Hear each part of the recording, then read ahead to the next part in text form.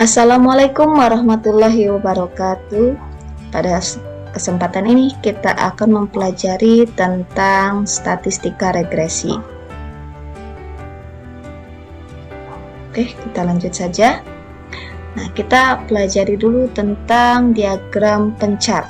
Diagram pencar atau scatter plot adalah diagram yang menunjukkan hubungan antara dua variabel yang digambarkan dalam bentuk titik-titik atau poin pada bidang kartesius.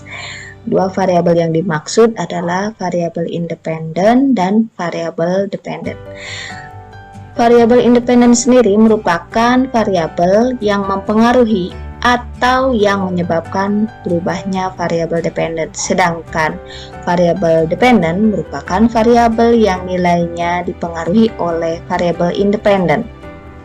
Oke, kita lanjut ke slide berikutnya. Nah, ini adalah salah satu contoh diagram pencar.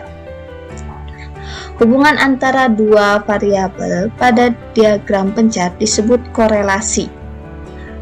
Untuk melihat korelasi antara dua variabel perlu diperhatikan langkah-langkah berikut.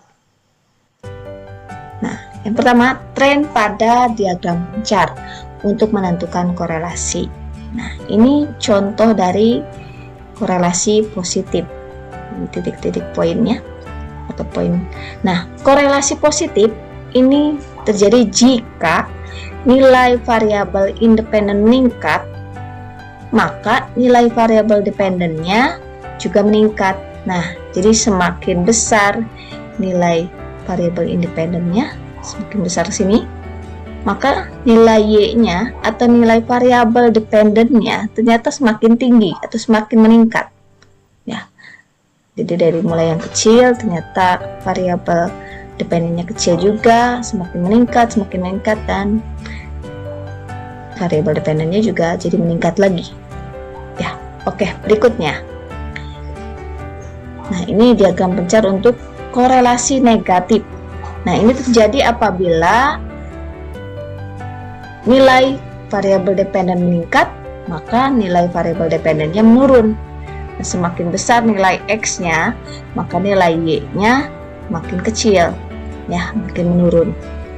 Oke, berikutnya. Nah, ini contoh diagram pencar yang menunjukkan tidak adanya korelasi. Nah, tidak ada korelasi jika titik-titik pada diagram pencar menyebar secara acak. Jadi tidak berkumpul di suatu garis, ya. Oke, berikutnya. Kekuatan korelasi antara dua variabel.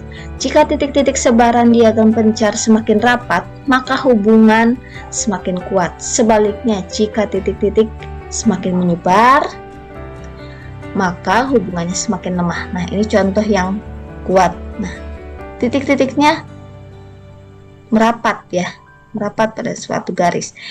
Ini yang sedang, jadi agak berpencar titik-titiknya, sedangkan ini yang lemah, semakin melebar menjauh dari garis. Nah, ini untuk yang korelasi positif, sedangkan yang bawah untuk korelasi yang negatif. Oke, berikutnya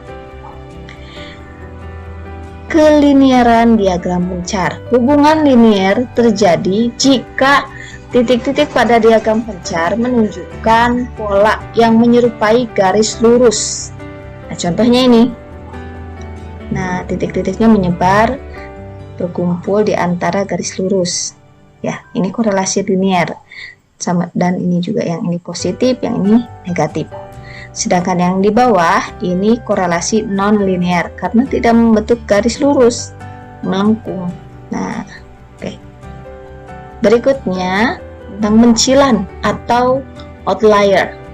Pencilan atau outlier adalah data yang menyimpang terlalu jauh dari data yang lainnya dalam sekumpulan data yang terletak jauh dari persebaran data. Nah, sebaran datanya sebenarnya ada di sini, tapi ada satu titik. Nah, titik ini yang berada jauh dari sebaran itu disebut outlier, ya, atau pencilan. Oke, cukup sekian materi kali ini. Untuk selanjutnya kita akan mempelajari tentang nilai korelasi pada video selanjutnya. Assalamualaikum warahmatullahi wabarakatuh.